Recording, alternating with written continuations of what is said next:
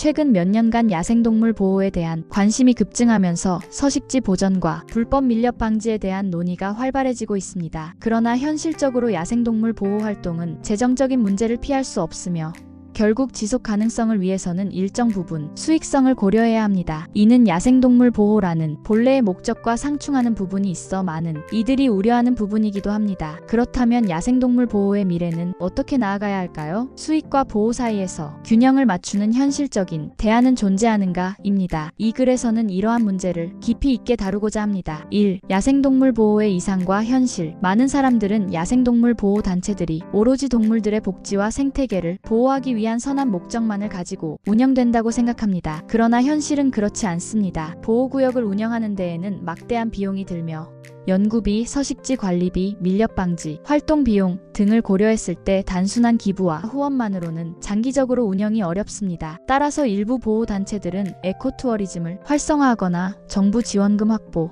기업 협업 등의 방법을 통해 수익을 창출하고 있습니다. 그러나 이러한 수익 모델이 보호의 본질을 훼손하는 경우도 많아 논란이 되고 있습니다. 예를 들어 일부 보호구역에서는 관광객을 유치하기 위해 특정 야생동물 종만을 보호하는 경우가 있습니다. 이는 엄연히 야생동물 보호의 본질과 맞지 않지만 보호구역 운영을 위해서는 현실적인 선택이 될 수밖에 없습니다. 게다가 일부 보호구역에서는 서식지 복원을 우선하기보다는 관광 인프라 구축에 집중하는 경우도 발생하는데 이는 장기적으로 생태계 보전에 악영향을 미칠 수 있습니다. 결국 야생동물 보호는 선택적 보호라는 비판을 피할 수 없는 구조적 한계를 안고 있습니다. 2. 보호구역 운영의 수익 모델과 윤리적 문제. 야생동물 보호구역의 운영을 위한 다양한 수익 모델이 존재하지만 그 과정에서 윤리적 문제가 발생하는 경우가 많습니다. 가장 대표적인 예가 상업적 사냥 허용입니다. 일부 국가에서는 보호구역 내에서 제한적인 사냥을 허용하고 이를 통해 얻은 수익을 보호 활동에 재투자하는 방식으로 운영하고 있습니다. 하지만 이는 보호의 본질과 충돌하며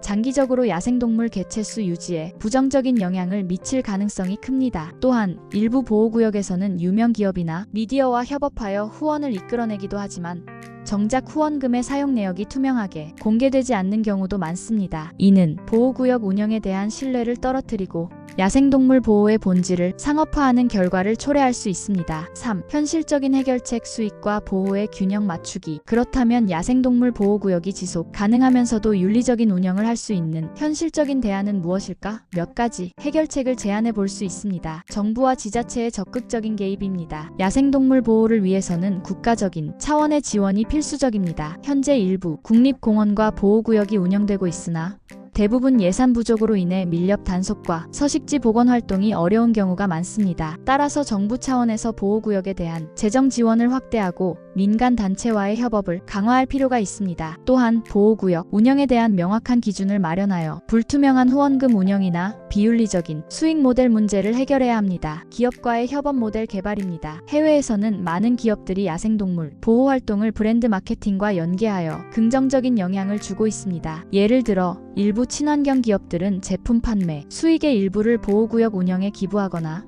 보호활동을 직접 지원하는 프로그램을 운영하고 있습니다. 이러한 모델을 국내에도 도입하여 기업과 보호단체가 윈윈할 수 있는 구조를 만들 필요가 있습니다. 지속 가능한 에코투어리즘 도입입니다. 야생동물 보호를 단순한 기부와 후원에 의존하는 것이 아니라 자체적인 경제적 자립이 가능하도록 지속 가능한 에코투어리즘을 개발하는 것도 하나의 방법입니다. 예를 들어 자연과 조화를 이루는 숙박시설 운영, 책임감 있는 탐방 프로그램 기획, 방문객 교육 등을 통해 관광 수익을 창출하면서도 보호 활동을 병행할 수 있습니다. 이를 통해 보호구역이 경제적으로 독립하면서도 보호의 본질을 유지할 수 있는 방안을 마련해야 합니다.